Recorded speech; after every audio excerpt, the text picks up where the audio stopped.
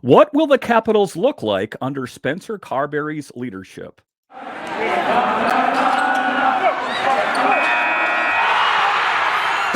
Locked On Capitals, your daily podcast on the Washington Capitals. Part of the Locked On Podcast Network, your team every day.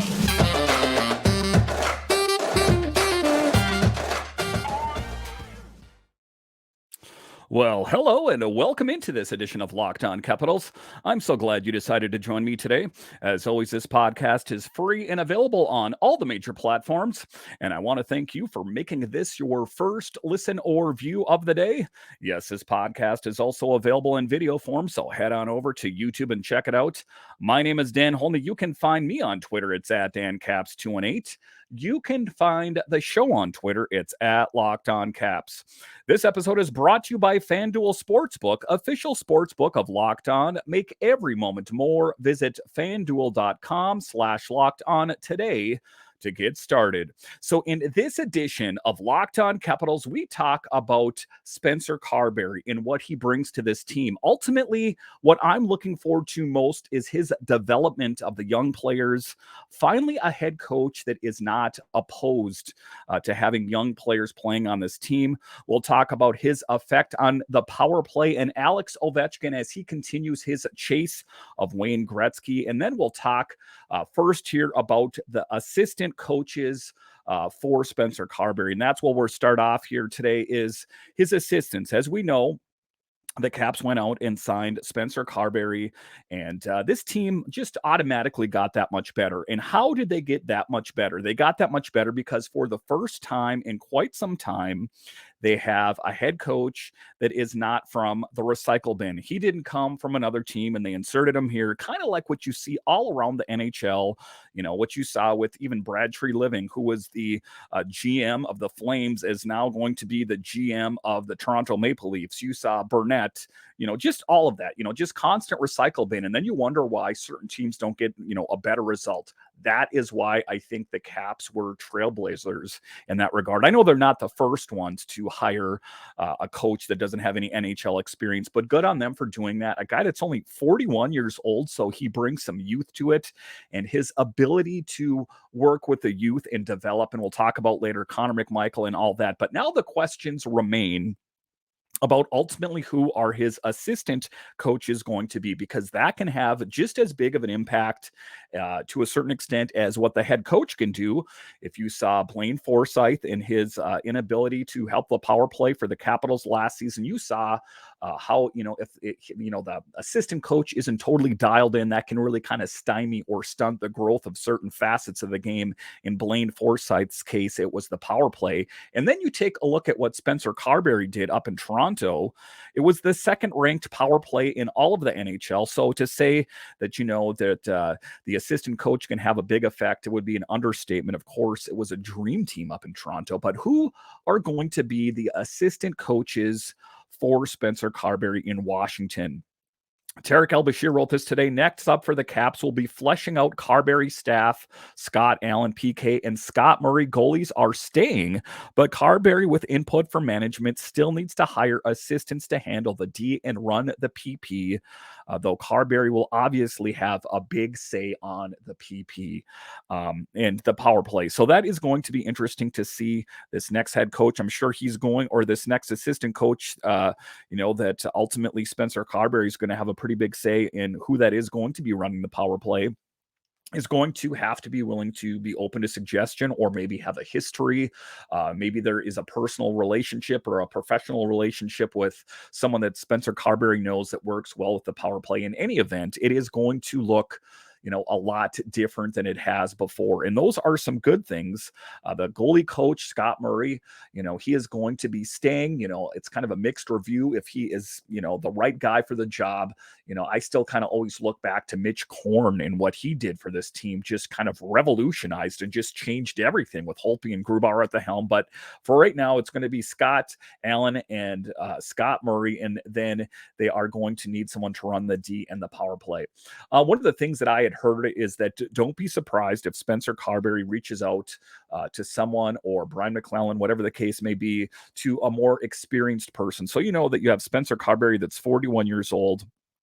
maybe he reaches out potentially to someone that's been there and done that, maybe a grizzled, older veteran coach that's, up for the task. So it is going to be interesting to see how that shakes out. I assume that is going to take place over the next days or weeks here. I guess it remains to be seen, but it is exciting to see the change that is taking place here. As we know, Allen 57 was hired by previous head coach Peter Laviolette last summer to manage the team's penalty kill. He previously spent 2 seasons working under Carbery when he was the Hershey Bears head coach before ultimately being promoted to the head coach job following Carbery's departure in 2021. And then you take a look at Murray, who's not that much older, 45. It's not that old. I'm 46. So I know if you're watching this show and you're in your 20s, it seems like I'm ancient or these guys are. But Murray, for me, doesn't seem like he's that old. At 45 years old, has been the Capitals goaltending coach since 2017, 2018.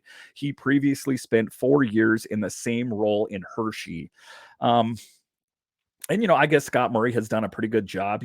There was the issues that I remember from years before, where I don't know if he was necessarily the right guy for the job. But I guess that is, just I guess I don't have all the information or a set opinion on that. But if they could upgrade at the goaltender coach position at some point, or the goaltender coach position rather, I wouldn't be against it.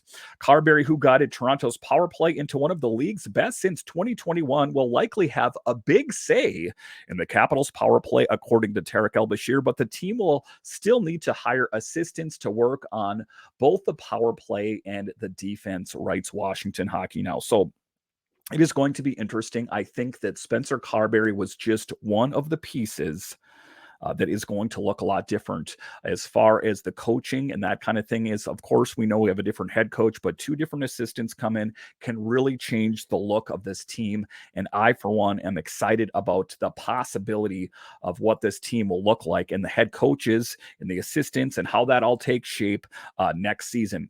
All right, so coming up after the break here, we are going to talk about Carbery's effect on the power play and Ovechkin as he chases down Wayne Gretzky. We'll talk about that coming up.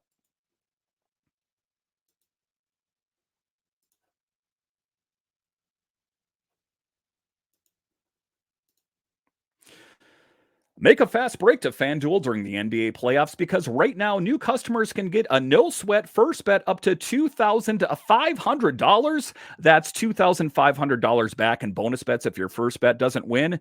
So one of the things that's exciting about, the NBA playoffs, even if your team's not involved, if you have some money on the game, it makes watching the games that much more exciting. And with a no-sweat first bet, it makes it painless. There's no better place to bet all the playoff action than America's #1 sports book. Visit fanduel.com/lockedon and get a no sweat first bet up to $2,500. That's fanduel.com/lockedon. FanDuel, official sports betting partner of the NBA. All right, welcome back into this edition of Locked On Capitals, part of the Locked On Podcast Network, your team every day. Make sure and subscribe or follow Locked On Capitals wherever you find your podcasts and on YouTube, as I have you guys covered all summer. It is the off season, but that doesn't mean that the hockey action is stopping, and it is going year-round here at Locked On Capitals. So make sure and subscribe, as I will have you guys covered for free agency, the draft, coaching changes. Make sure and subscribe to Locked On Capitals today. All right, in this next segment here, we are going to talk about the effect that potentially Spencer Carbery can have on Ovechkin and the power play and what it means for the Caps going forward. It is pretty exciting to think about here, that is for sure. So the power play, we know what we had last year with Blaine Forsyth. It was a little lackluster, suffices to say. Carbery was at the helm of Maple Leafs man advantage, transforming it into one of the top units in the league over the span of 2 seasons. In 21-22, Toronto's power play percentage of 27.3 led the league, and last year, their 26.6 power play percentage was the second best in the NHL, behind Connor McDavid and the Edmonton Oilers. The Maple Leafs power play under Carbery also ranked best in franchise history Yeah, that's quite an accolade. Washington's power play has struggled in recent years and had gone through multiple dry stretches. The Caps finished with a 21.2 PP percent last season, which ranked 16th in the league. With Carbery at the helm and another assistant also coming in to replace Forsyth, Washington will get a fresh new voice on the man advantage, writes the Hockey News. And exciting for me. So he was able to take the Toronto Maple Leafs power play, and it was the best in franchise history. If you guys aren't aware, the Toronto Maple Leafs have been around for quite some time. So for him to have that as a feather in his hat, if you will, an accomplishment that he has in his back pocket, that is pretty impressive.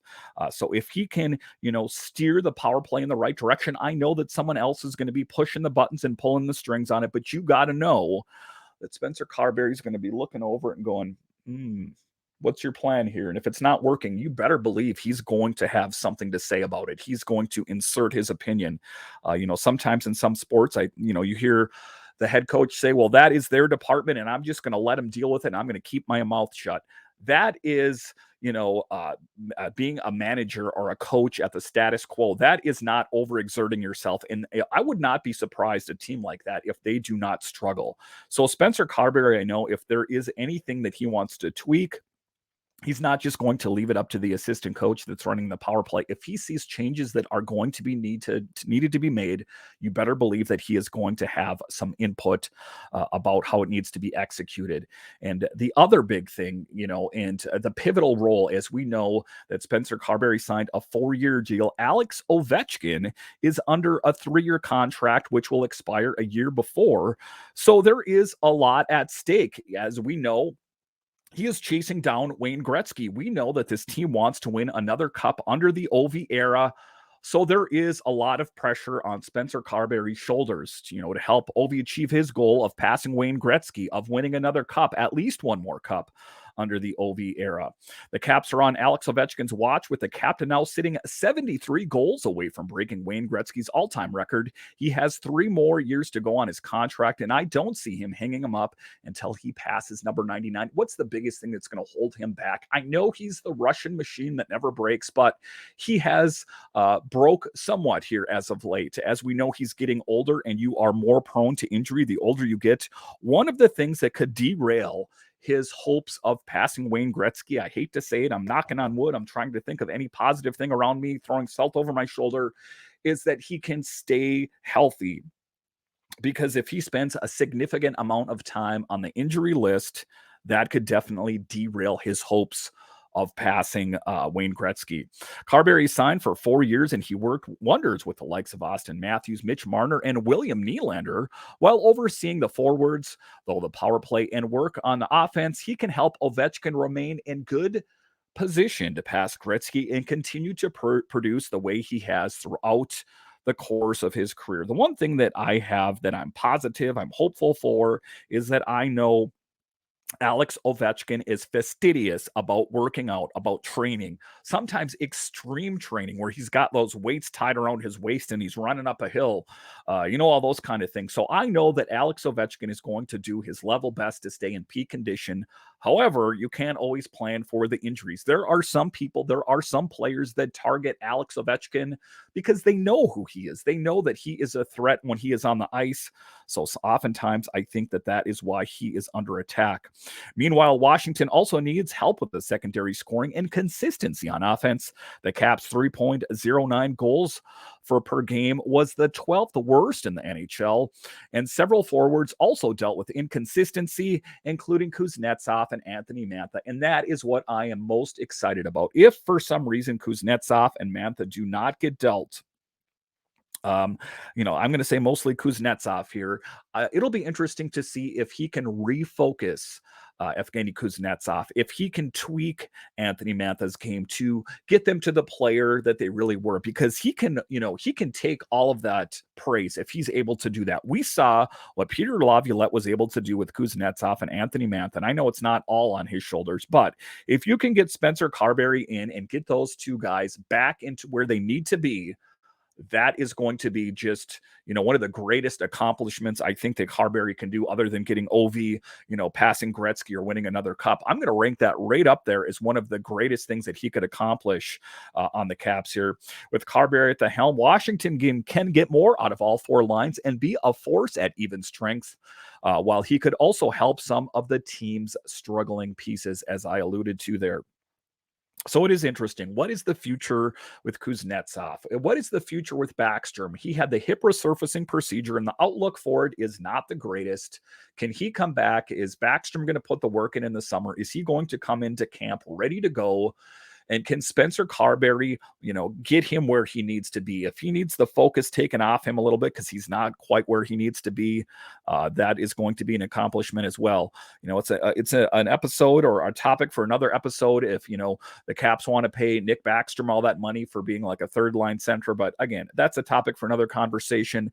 But he does have his work cut out. There are some players that are performing, over the top, and then there's some players that are underperforming. So he does have his work cut out for him. That is for sure. So I think the biggest thing that he could do, his biggest accomplishment, would be refocusing Kuznetsov and Anthony Mantha. And if he can get both of those guys firing on all cylinders, wow, what an accomplishment, I gotta say. So I am hopeful. I think he's up for it. He has destroyed it at every level that he's been at, head coaching, if it was in the ECHL, the AHL, and now his opportunity at the NHL. It is an exciting thing for me. And as for Caps fans, it should be an exciting thing for you to think about as well. All right, so coming up here after, we will talk about the prospects on the Capitals. That is his biggest thing that he could do. We hear all around the NHL that this team is so old, and they are. Can they finally make this team so they're younger and faster? Can he work with these players that he's familiar with? That also would be a big accomplishment. We'll talk about that when Locked On Capitals continues. All right, welcome back into this edition of Locked On Capitals, part of the Locked On Podcast Network, your team every day. So one of the biggest reasons, in my opinion, that they brought Spencer Carbery is his familiarity with the players in the Capitals organization, whether it be in Hershey, whether it be with the Stingrays, and not only that, his ability to try to integrate those players into the lineup. Will this next season be the year that we finally see Connor McMichael, Vinny Iorgo, Ethan Frank, Hendrik Slop here? Will that be the year? Probably not all of them, but if he could even get McMichael in there and just really get him humming along on all cylinders, that would be a big accomplishment, because we hear all the time, when is it Connor McMichael's opportunity? I think Spencer Carbery is going to be the guy to get it done if Connor McMichael is up for the challenge, because I don't want to put Connor in there just because there's a different head coach and he's got a mandate to get younger. No, he's going to still have to play well. So Caps prospects. Lastly, Carbery is a refreshing and reassuring voice for the organization. Carbery was the Bears head coach from 18 to 21 and got to work with multiple up-and-coming Capitals, including Connor McMichael, Malenstein, Protas, and Joe Snively up front, as well as Martin Ferivari, Alexiev, and Lucas Johansson on the back end. He also worked with Rasmus Sandin in Toronto. So, wow, what, that is something that's, to his advantage already.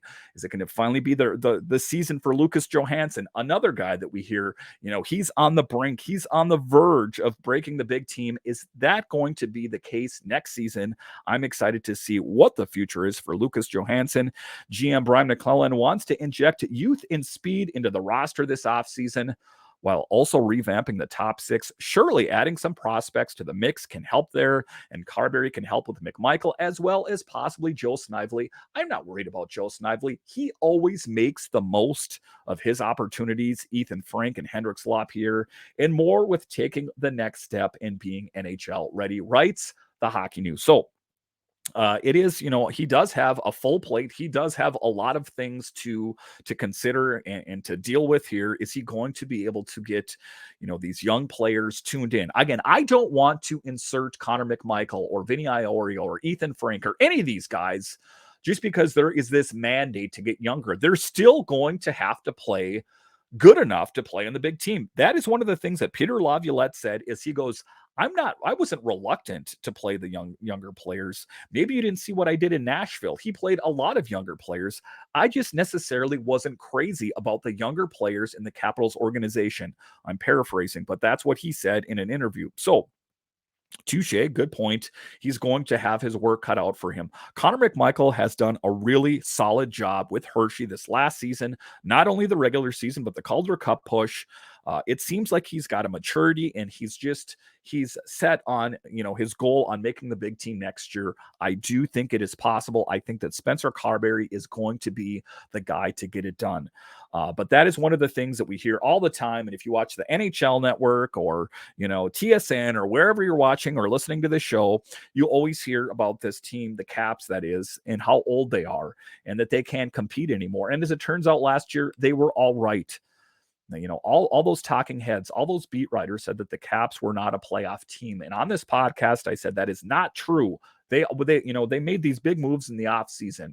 As it turns out, those beat writers were right. Let's prove them all wrong.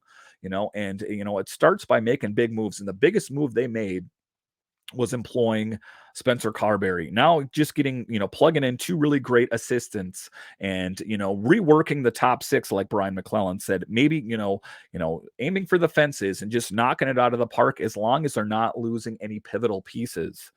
And that's the tough thing, and I'm a little bit scared of, I hear these prominent people talking about some big name players on this team that could be on the move. And, I talk about in the show all the time, that you got to be, not afraid to make changes. But some of the names that I'm getting here and thrown around here got me a little bit worried, that how desperate and how thirsty is Brian McClellan to make this team better? Is he going to part with a big name player like Wilson to make this team bigger? Because, all the rumors out there is that, there's a mandate to get, a top scoring forward. You're not going to get a top scoring forward with a Kuznetsov or a Mantha. You're going to have to make it a plus in order to get that done. I really hope it's not the case. But when you hear prominent people like Stephen Wino of the Associated Press talking about it, it kind of is a thing that's kind of in my head now as someone that, is a Caps fan and covers this team. It's got me a little bit worried. So in any event, the Caps are in a good position right now. They have a solid head coach. That is something to be, hopeful for, that, he can be that head coach that can turn this team around, that maybe next season we'll be talking about this Caps team in the playoffs. That's mission one. Forget about the Stanley Cup. Making it to the playoffs for me right now, and then just worrying about the rest after is, all gravy after that. So it's a big thing. Also infusing youth, working with Ovi, and getting that power play where it needs to be, getting this Capitals team to its former glory.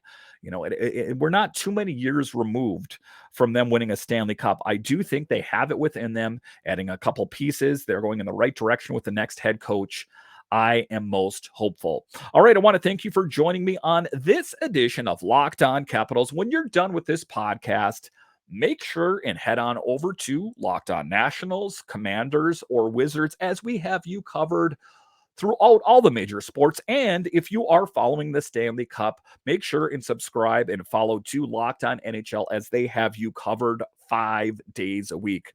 All right, once again, I want to thank you for joining me on this edition of Locked On Capitals, part of the Locked On Podcast Network, your team every day.